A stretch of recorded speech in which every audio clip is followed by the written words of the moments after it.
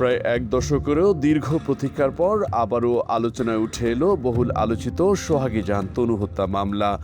অবশেষে এই চাঞ্চল্যকর মামলায় প্রথমবারের মতো একজন অভিযুক্তকে গ্রেফতার করা হয়েছে। মামলার তদন্তে নতুন অগ্রগতিতে police bureau of investigation PBI গ্রেফতার করে সেনাবাহিনীর সাবেক সিনিয়র ওয়ারেন্ট অফিসার হাফিজুর রহমানকে।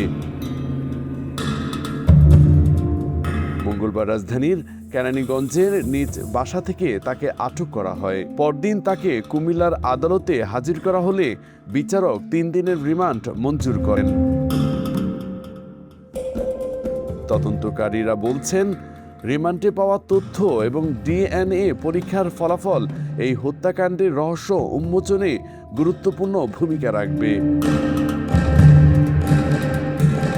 এই ঘটনায় আদালত প্রাঙ্গণ জুড়ে ছিল আবেগঘন পরিবেশ। দীর্ঘ 10 বছর ধরে ন্যায় বিচারের অপেক্ষায় থাকা তনুর বাবা ইয়ার হোসেন কান্নাজড়িত কণ্ঠে জানান, 10 বছর পর একজন খুনিকে কাঠগড়ায় দেখলাম, কিছুটা হলেও শান্তি পেয়েছি।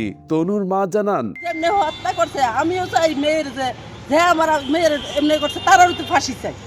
কুমিল্লা ভিক্টোরিয়া সরকারি কলেজের শিক্ষার্থী ও নাট্যকর্মী সোহাগী জাহান তনু 2016 সালে 20 মার্চ কুমিল্লা সেনানিবাস এলাকায় নির্মমভাবে হত্যার শিকার হন। এরপর থেকে একের পর এক তদন্ত হলেও দীর্ঘ সময় মামলাটি অচল অবস্থায় পড়েছিল। মামলায় এখন পর্যন্ত 4টি সংস্থা তদন্ত করেছে এবং 7 জন তদন্ত কর্মকর্তা দায়িত্ব পালন করছেন।